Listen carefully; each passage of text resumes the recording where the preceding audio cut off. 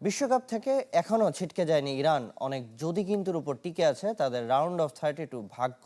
তবে দেশটির অধিনায়ক মেহেদী তারেমির দাবি, ইরানকে টুর্নামেন্ট থেকে বাদ দিতে চায় আয়োজকরা। Cool body spray, long-lasting fragrance. Get বিশ্বকাপ খেলার জন্য পেরোতে হয়েছে একাধিক বাধা।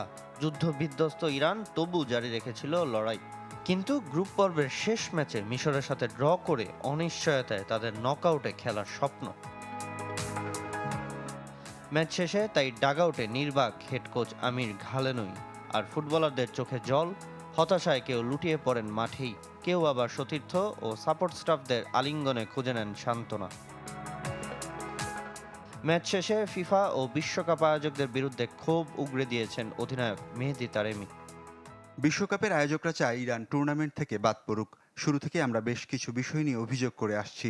ইনফান্তিনো নিউজিল্যান্ডের বিপক্ষে প্রথম ম্যাচের পর আমাদের ড্রেসিং রুমে এসে বলেছিলেন সব সমস্যার সমাধান করা হবে, কিন্তু ফিফা আসলে কিছুই করেনি।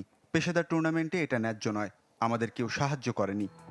অবশ্য এখনও পুরোপুরি শেষ হয়ে যায়নি পার্সিয়ান লায়নদের নকআউটে খেলার সম্ভাবনা, যা নির্ভর করছে অনেক যদি কিন্তুর উপর। 3 ম্যাচে 3 পয়েন্ট নিয়ে জি গ্রুপের 3-এ ইরান। সব গ্রুপের সেরা 3-এর হিসাবে বর্তমানে তাদের অবস্থান ষষ্ঠ, যে তালিকা থেকে সেরা 8 দল জায়গা করে নিবে রাউন্ড অফ 32-তে।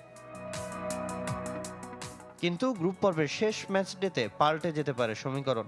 সে পথে বাধা ক্রোয়েশিয়া, আলজেরিয়া ও ডিআর কঙ্গো। ইরানকে টপকে যাদের 4 পয়েন্ট পাওয়ার সুযোগ রয়েছে। আর্জেন্টিনার কাছে জর্ডান, ইংল্যান্ডের কাছে পানামা ও ক্রোয়েশিয়ার কাছে হারতে হবে ঘানাকে। ড্র হতে হবে উজবেকিস্তান, ডিআর কঙ্গো ম্যাচ। সামিনিয়া স্যার, চ্যানেল 24।